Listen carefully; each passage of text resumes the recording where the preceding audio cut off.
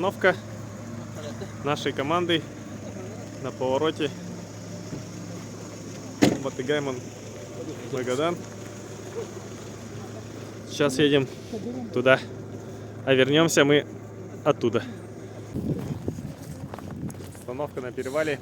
С 1939 года, когда это вот СССР расширял или как захватывал так границы, там Литовцы, Прибалтика. На Шаман ручей. Не замерзающий.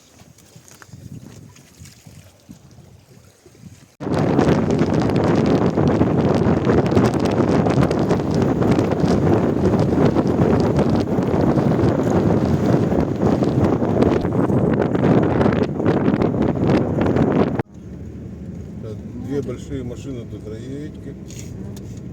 Поэтому они с рацией и пережидают друг друга. Сначала один проедет, потом второй.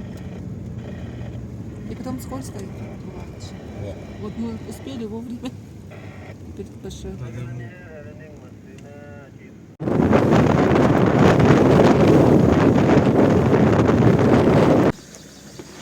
Вот, теперь мы здесь отметились.